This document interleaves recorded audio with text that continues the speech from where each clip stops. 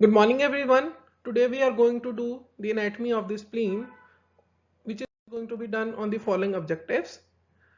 First of all, starting with the identification of the spleen and its related peritoneal reflection and its position, identification of surface borders and poles of the spleen, relation of spleen with the other viscera, and identification of gastrosplenic ligament and the lienorenal ligament and their contents. First of all, we are going to start with the surface anatomy of the spleen. So, as you all know, the abdomen is divided into 9 parts by the 2 lines. So, these are the paramedian line. This is the transpyloric plane, and this is the transtubercular plane, which is passing through the umbilicus. This is your right hypochondrium. This is your epigastric, and this is your left hypochondrium. So, the spleen is going to be present in this left hypochondrium, and it is present in between the, so just above this there will be presence of the diaphragm.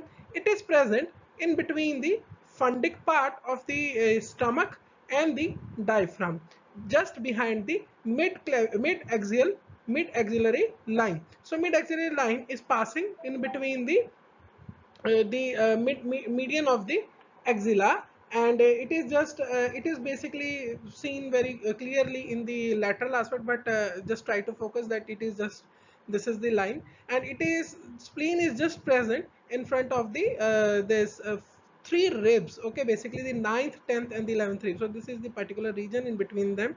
It is just present, and its long axis of the spleen is going to be parallel with the uh, 10th rib.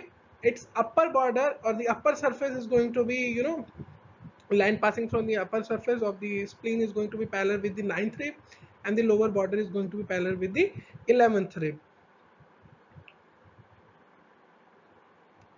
See the different parts of the spleen and the external surfaces or the external features of the spleen.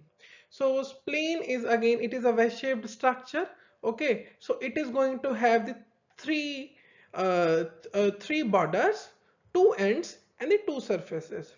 So first of all, starting with the ends. So this is the anterior end, which is just anterior end or the anterior extremity of the spleen, as you can see.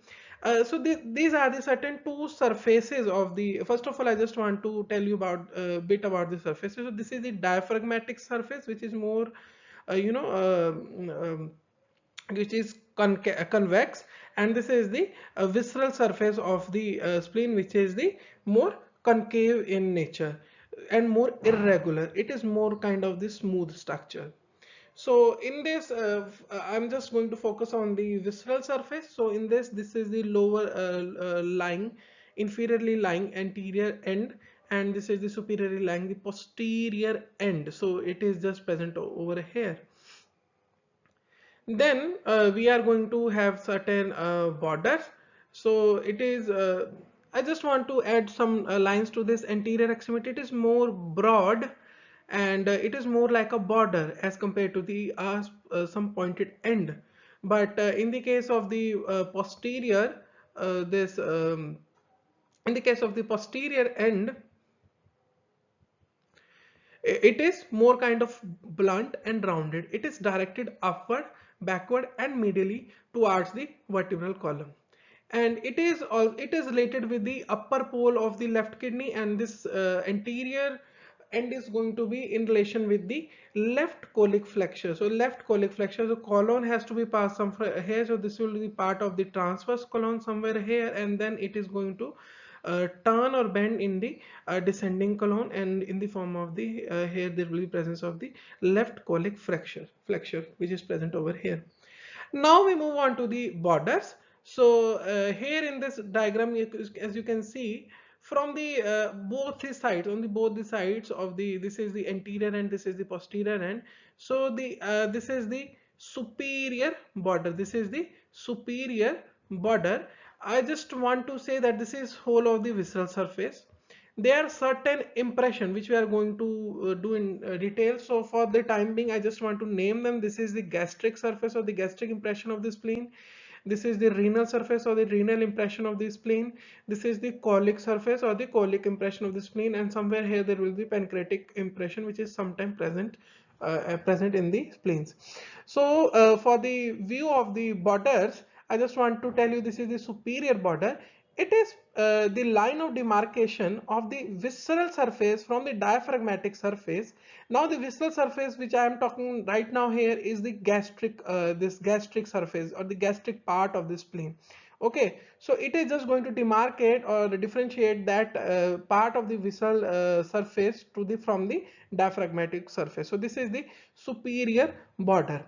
As you can see, more towards the anterior pole, there are certain notches which are present in the superior border. These are nothing, these are just demarcate, and these are just showing that initially in the development of the spleen, it is just developed from the fusion of the different lymphoid masses which are just coming together, fused to form one cell. So these are just the remnant of those fusions, okay, as you can see over here.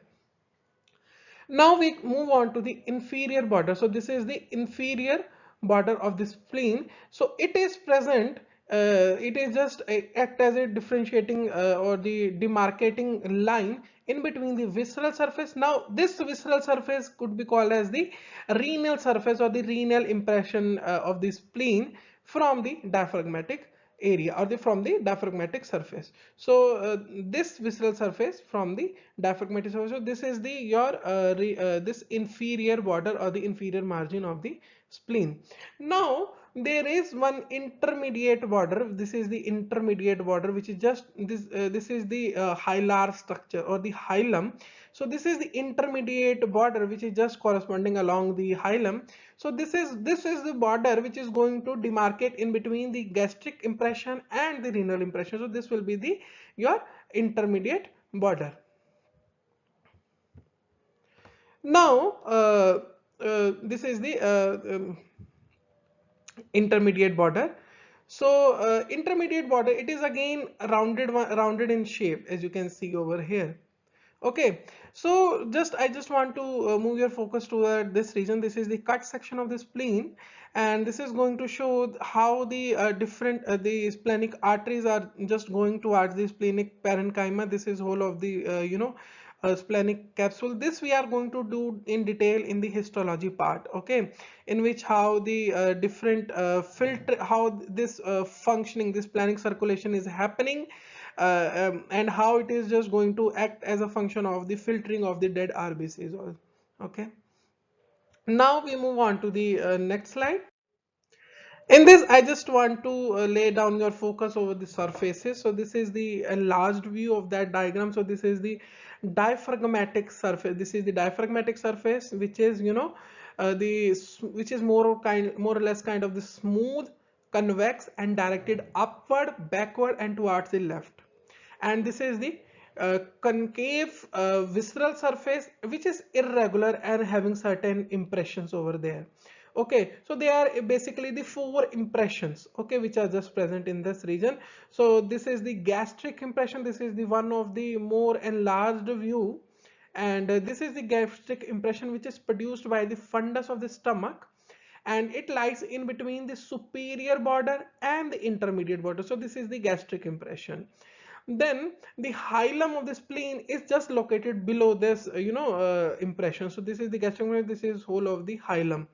Then we move on to the renal impression. It is produced by the anterior surface of the left kidney, and it just lies below and behind the gastric impression. So this is the region of the your renal impression, and it is produced renal impression. It is present in between the inferior border and the intermediate border. This is the intermediate border, this is the inferior border. So the renal impression is going to be present over here. Then we move on to the colic impression. It is triangular in shape, and it is produced by the left colic flexure, and it is situated in front of the anterior most end. This is just near to the anterior pole. Okay, and sometimes there is one more impression which is just present just in between the intermediate border and the colic impression region. That is known as the pancreatic impression, which is produced by the tail of the pancreas, So these are the different different parts, or you can say parts of the surfaces, or the different surfaces of the spleen. Now we move on to the next slide. In this, I just want to show you how the different organs are present, which we were just discussing. So this is the spleen, this is the respiratory diaphragm, this is the stomach, and this is the greater curvature of the stomach, lesser curvature of the stomach. This is the cut section of the stomach. So major part of the stomach has been cut down to see the structure which are just present under the this stomach. So this is your pancreas, this is the left kidney, this is the left suprarenal gland, and this is your spleen. This is your transverse colon, this is the your descending colon, this is the your left colic impression, sorry, left colic flexure. So in this, what is happening, as you can see, the whole of the spleen is covered by the peritoneum. Okay, so the whole of the spleen is covered by the peritoneum. Only the hilum, which is not been covered by the peritoneum, and from this hilum, they are the two extensions of the peritoneum towards the corresponding organs. So as you can see, this is the hilum. It is not covered by the peritoneum, and rest of the spleen has been covered. So there is two extension, one extension which is going towards the upper one third part of the greater curvature of the stomach, and one such it is which is going towards the kidney, which is going towards the left kidney. So the one the peritoneal extension which is going towards the stomach is known as the gastrosplenic ligament, and one the peritoneal extension which is going towards the left kidney is known as the lienorenal or the splenorenal ligament. Okay, so and there are certain contents in this both gastrosplenic and the lienorenal ligament. So the gastrosplenic ligament is going to contain the short gastric vessel, the short gastric artery, and the short gastric vein, which we are going to do in this. We are going to see in the certain upcoming slides. So these are the short gastric, artery and the short gastric veins. As you had already done with the stomach, so this short gastric arteries are going to supply this superior part of the, superior, this greater curvature of the stomach, this region, the fundic part. And then we are going to just move on to this lienorenal ligament or the splenorenal ligament. It is going to contain the splenic artery and splenic vein, the tail of the pancreas, and the pancreatico-splenic lymph nodes. There are certain lymph nodes which are just present in this ligament. So this is very important. This thing you should know, the different contents of the lienorenal or the splenorenal ligament. This is frequently asked question. Okay, so after that, we just move on to the next slide. So this is just to show you the arterial supply of the spleen. So we are having the abdominal aorta in this region, as you can as it is not been seen here, so some just try to focus. So there is the abdominal aorta, and there are three ventral branches of the abdominal aorta. That is the celiac trunk, superior mesenteric artery, and the inferior mesenteric artery. So here we are just focusing on the celiac trunk. So celiac trunk, it is very small stump-like artery which is just originating from the abdominal aorta, and it is going to give three branches. First of all, this is the left gastric artery, this is the common hepatic artery, and this is the one of the largest branch of the celiac trunk, that is known as the splenic artery. As you can see, it is highly tortuous in nature, and it is going to supply the spleen. It is tortuous because during the respiration, there is the upward and the downward movement of the spleen also, because it is in contact with the this diaphragm, the respiratory diaphragm. So whenever there is the movement of the diaphragm, so there will be also the movement of the spleen. So as to just accommodate those movements, this splenic artery is also very highly tortuous in nature. Now we move on to the splenic vein. So there the splenic vein is just just the one major vein which is just coming, and it is ending in the superior mesenteric vein. But it is having certain tributaries. So it is having the short gastric vein which are just coming from the gastric regions through the gastrosplenic ligament, and it is they are just ending here. And there is the left gastroepiploic vein, inferior mesenteric vein which is just entering in the splenic vein, pancreatic vein which are also ending in the splenic vein, and then this splenic vein is going to mix in the superior mesenteric vein which is just going to end in the portal vein. So after that, I just want to show you the this cadaveric part in which we can see this is the stomach. Then stomach has been reflected out. This is the spleen. This is the pancreas, and just below there will be presence of the kidney, left kidney basically. Okay, so our focus here only on the arterial supply. So this is the celiac trunk which is just coming out. So this is the your left gastric artery, this is your common hepatic artery, and this highly tortuous structure which is known as your splenic artery, as you can see this. And there is one venous like structure which is just coming out from that, so that is known as your this splenic vein. I'm not able to show you the the tributaries of this splenic vein over here. Now we move on to the next slide. This is the cut section at the level of T12 and T12. So you can see just there is the presence of the kidneys just surrounding to this vertebra. This is the left kidney, and on the left side we are going to have the spleen and the stomach. And you can see there is a blue line which is just representing the peritoneum. So this peritoneum is just covering whole of the abdominal cavity at the different side points. And this is the spleen. So spleen is completely enclosed inside the peritoneum apart from the hilar region, and there are the two extensions that are known as the gastrosplenic ligament and the splenorenal ligament. So in front of the vertebra, I just want to fetch your focus over this small dot like structure, red dot, that is known as the abdominal aorta, or the cut section of the abdominal aorta, and from which there is one artery which is just coming, that is known as the celiac trunk, and it is going to give one major branch that is known as the splenic artery, that is going to be known as the splenic artery. So it is going to supply the spleen like this.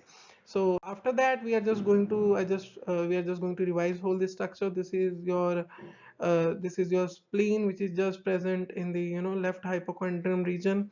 And this is the fundus part, so it is going to produce certain impression. This is the visceral surface, so and this is outer surface is the diaphragmatic surface. So this is the visceral surface. And then we are having this is your abdominal aorta which is just coming down, and this is your celiac trunk which is just originating from that. And through from that celiac trunk there is the splenic artery. See how tortuous this artery is, and it is going to end in the hilum as a hilar structure through the linorenal ligament, and it is going to supply the spleen. And this is your transverse colon, and this is your left colic flexure which is just going to produce certain amount of colic impression over here. So this is all about the spleen. I hope you understand this lecture. So thank you.